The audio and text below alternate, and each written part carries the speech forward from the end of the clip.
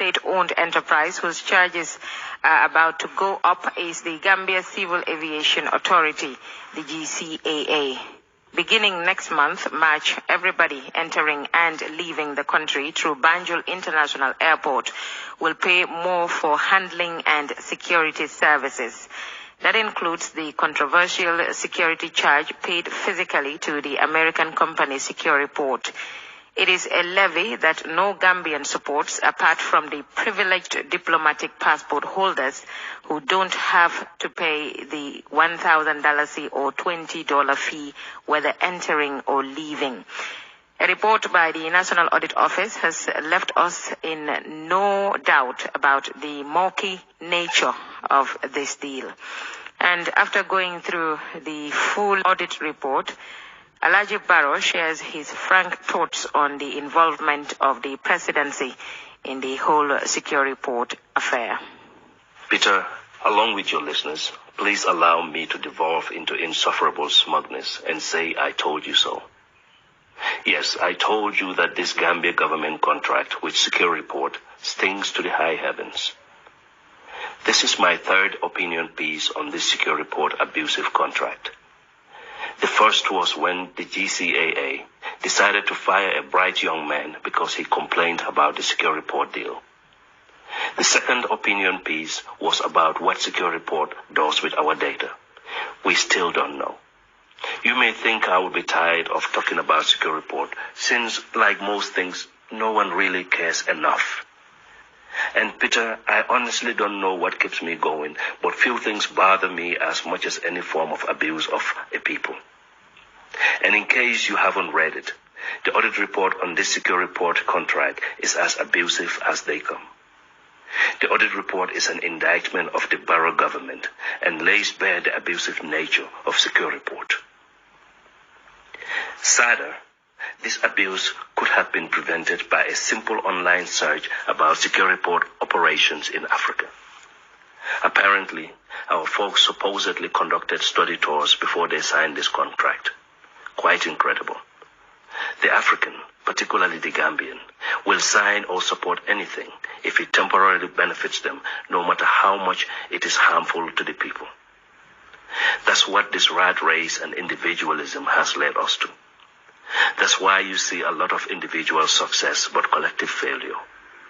Chances are the individuals who championed the 𝒄𝒏𝒊𝒔 contract and those who signed it stood to benefit from it somehow. I urge you to read the audit report, but here are a few points to note. I had noted before that these types of contracts emanate from deep within the cesspool of the President's office, and that's what this audit report shows. 𝒄𝒏𝒊𝒔 somehow found their way to the President's office and they were given this contract. There was no competitive tender, according to the audit report. I had stated that 𝒄𝒏𝒊𝒔 knew our government would not be able to tag on these security fees on tickets, and yet they fooled them into believing that this was possible. Apparently, our very smart and degreed officials didn't even bother with their homework. According to the audit report, our government officials never sought approval from the International Air Transport Association. That is, to see if they could even tag on these security fees to tickets. They didn't even bother to check. To add insult to injury, the auditors asked for a copy of the financial and technical proposal, but neither the President's office nor the Interior Ministry cared enough to provide this information to the auditors. You can't help but wonder why the financial and technical proposals are hidden from the auditors. Such contracts should go through the Directorate of Public-Private Partnerships, but as I said, 𝒄𝒏𝒊𝒔 knew that by selling to the President's office, they wouldn't have to worry about any other approvals. In the Gambia, decisions on who gets what contract can come down to which family member or friend of the President is affiliated to which contract. Gambians should ask those who brought 𝒄𝒏𝒊𝒔 to the President's office. They should ask them questions. At the time of signing this contract with 𝒄𝒏𝒊𝒔, the Ministry of Justice practically advised against the signing, but again 𝒄𝒏𝒊𝒔 knew when the President's office is on board, no legal advice can stop it. If you go on Security Report's various websites, you may be fooled into thinking that they are modern-day Samaritans saving Africans from big bad terrorists and transnational criminals. Unfortunately, their business practices in Africa belie this Samaritan posture. But it's easy to sell this posture to African leaders because our leaders' biggest fears are any threats to their power. And of course, any threat to their power is labeled terrorism. Therefore, anti-terrorism is big business in Africa. If you want to remain relevant or influential in the president's circle, convince him that you are protecting him from his terrorist enemies. In one of my articles, I had stated that the generic receipts given to those who pay these security fees can be manufactured by anyone with a bit of ambition. I wasn't wrong. The auditors also flagged these generic receipts as a violation of financial rules. And guess what else Security Report did while our government officials resigned themselves to helplessness?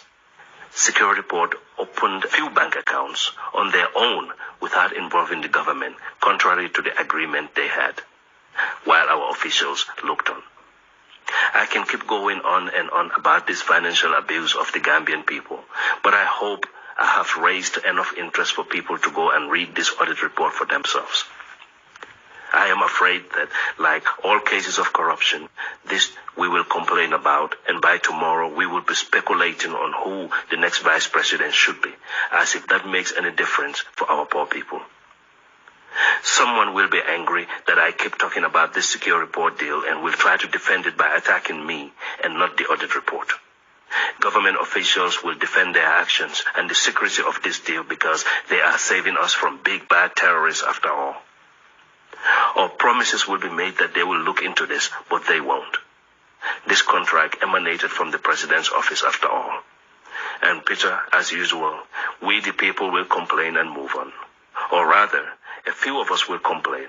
And as one woman told me when I tried to refuse paying the security fee at the airport, if you are not in a hurry to get to your destination, some of us are. Don't delay us. Now that I've gotten my insufferable smugness out of me, let me apologize to you and your listeners for wasting their time about this security report deal. Let's keep paying these fees and let's settle for helplessness. Who knows?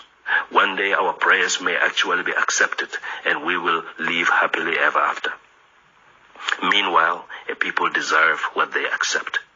If we accept financial abuse from contractors conniving with our government officials, then that's what we deserve. And that was Alhaji Barrow. Still to come.